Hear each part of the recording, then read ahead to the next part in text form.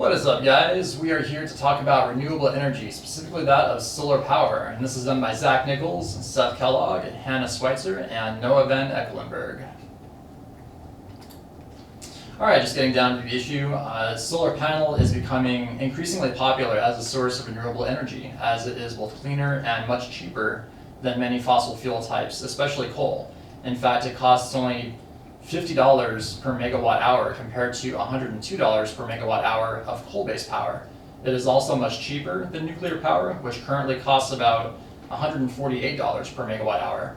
Solar power is at the epicenter of the renewable energy crusade, put forth in many provisions, including the UN-based sustainability goals, specifically in terms of promoting health and well-being by eliminating pollution, by improving innovation with more advanced and more efficient means of obtaining energy in an environmentally friendly manner, and by making communities self-sustainable with more affordable power.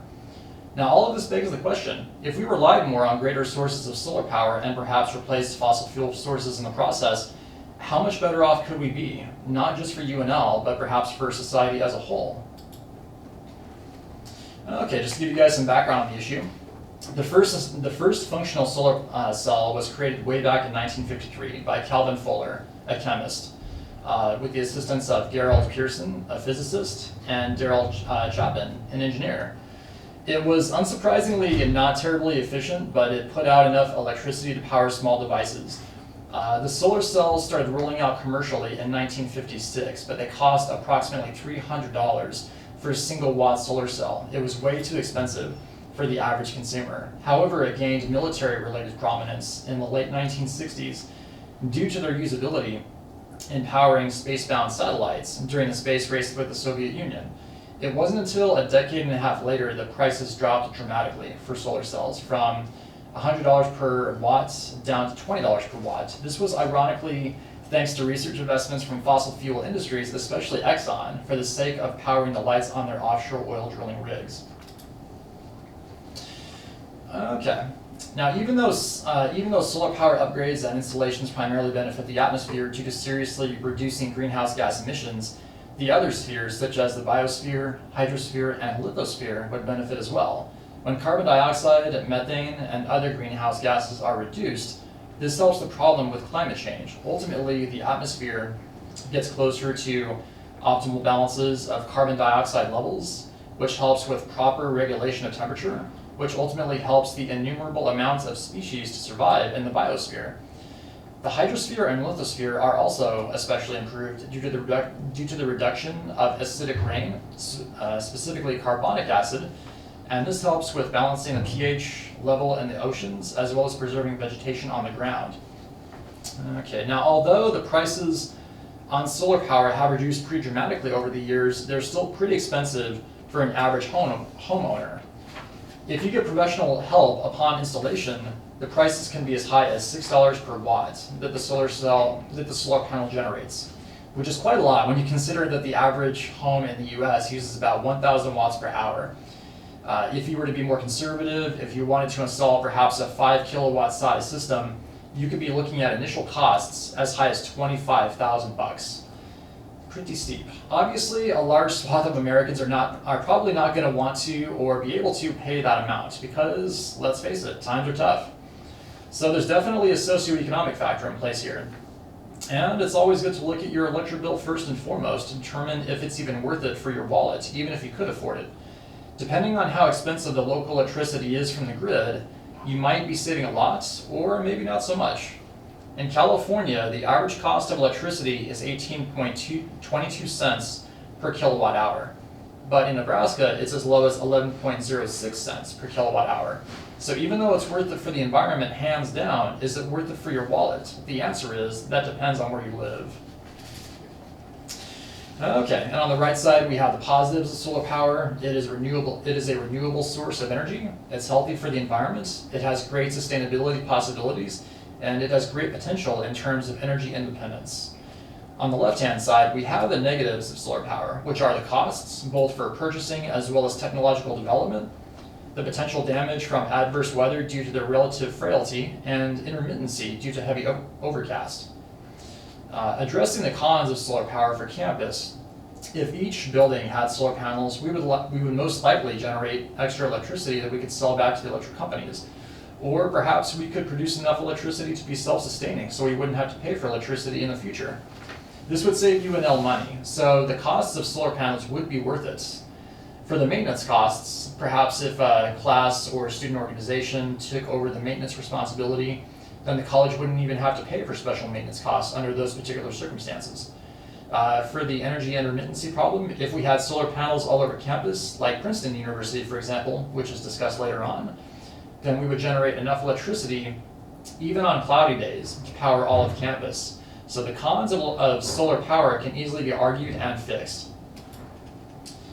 Okay, and factual information for the best type. If you're looking for the best, the most efficient solar energy panels are the X series, designed by SunPower, with up to 470 watts produced per panel. The X series optimal temperature is approximately 77 degrees Fahrenheit, and every degree above that results in a loss of only 0.3 to 0.38% efficiency, so it's really not that much. SunPower offers performance warranty for 92% efficiency after 25 years of usage, and they produce up to 70% more energy than conventional panels. However, the prices are costly, ranging from $4 to $6 per watt, and that's not including installation. SunPower panels maintain their energy production much better than conventional panels, also in partly shaded conditions. Okay, and this is data taken from the System Advisor Model, also known as the SAM or SAM, and it provides intricate data regarding how much solar power is generated on average per year. It breaks it down by each individual month. As you can see, there is a direct correlation between overcast and the amount of energy, the amount of solar energy attainable. With such fluctuations of attainable power per month, perhaps UNL could construct panels that only operate at a certain time of year, specifically when more overcast is present. Perhaps UNL could construct solar panels that rotate to face the sun, depending on the time of day. All right, getting down to the stakeholders. The main stakeholders for the solar power situation would be the students, of course, the faculty, companies, specifically the electric companies we currently buy from, the city of Lincoln, and I suppose you could say the UNL as a whole. The students and faculty would have to adjust to the changes around campus, including the solar power installment and the land use the panels take up. The electric companies we currently buy power from would be hugely affected as well. Okay, now fortunately, many other universities have taken the initiative in spearheading the way for green energy adaptation. Now, these 10 universities all have or are developing solar power related projects. Northwestern University has a 16.8 kilowatt panel display, and this was done back in 2011 and was proposed, planned, and fundraised by students. Drexel University purchases all of its energy from off-site wind and solar power facilities. They also have a student and faculty program that encourages students to obtain solar power for their own homes. University of Arizona has solar panels installed practically as roofing on the majority of their buildings.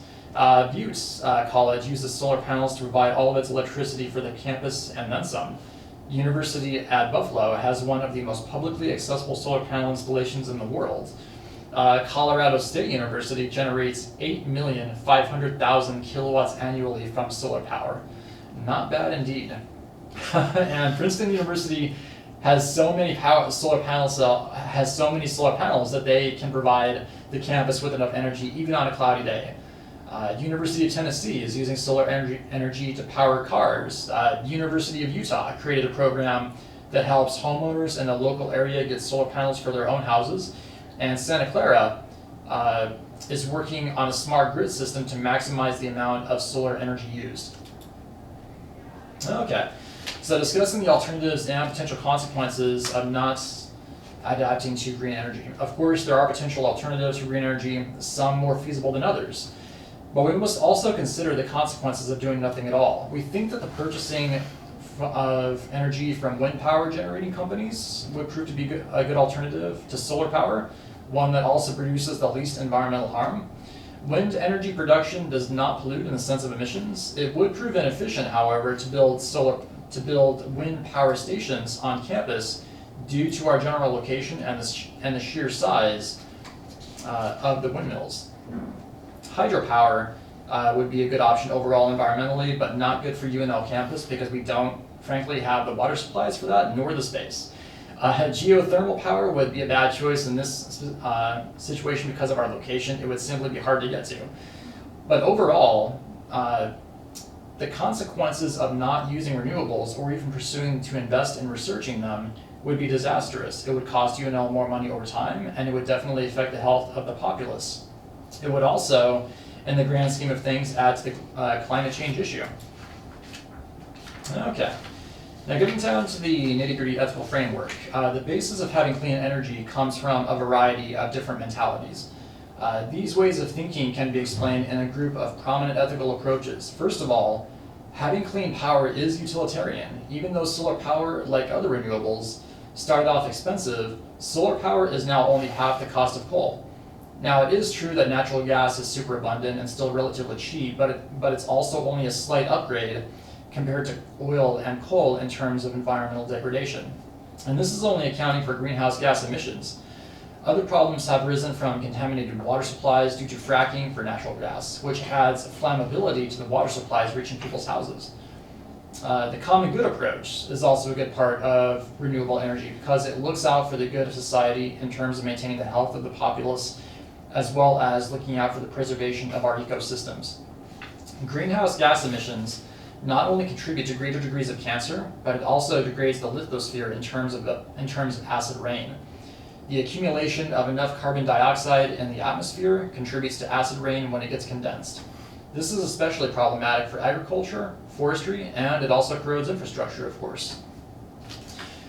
It's not only logical to support abandoning fossil fuels in favor of renewable energy, it's also about making sure that a sense of justice is maintained in this wicked problem.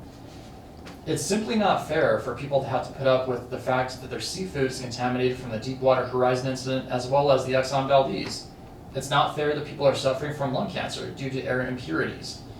We need to ensure that the people who've suffered from this have a voice in ensuring that these problems are curtailed. If we shifted our energy sources towards a more environmentally friendly direction, we wouldn't have these types of problems, particularly in terms of fairness in that regard. And finally, we have a duty to safeguard environmental integrity. Nature is more than just an entity that provides resources to us or nurtures us. It has an intrinsic value to preserve. It was not put here for us to unilaterally exploit. We are a part of nature. Problems like global climate change are a culminating result of our society's selfishness. We owe it to nature as well as our posterity to make a more sustainable environment. This is true for us as individuals, and most prominently, it's our duty as a developed society that has these technological resources at our disposal to help make a difference. Okay, and pushing forward.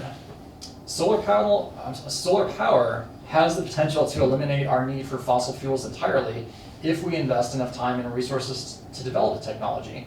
Some of the best ways to promote the technology's growth is for the government to pass policies reducing our need for fossil fuels and incentives for using it.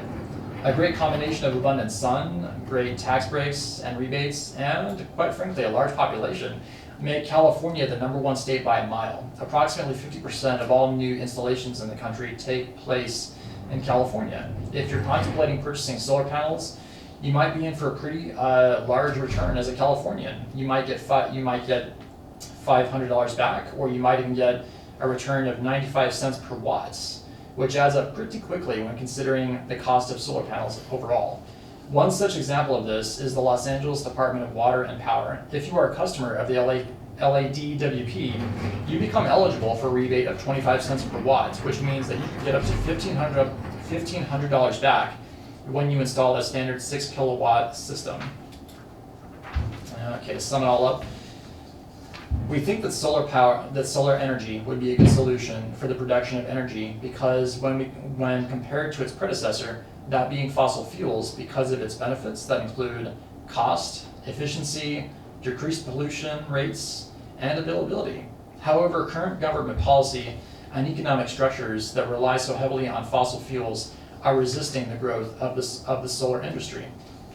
We feel that by expanding policy relating to renewable power in the future will benefit everyone, as it will cut down on emissions damaging the environment as well as our health. And for our sources. Thanks for watching, guys.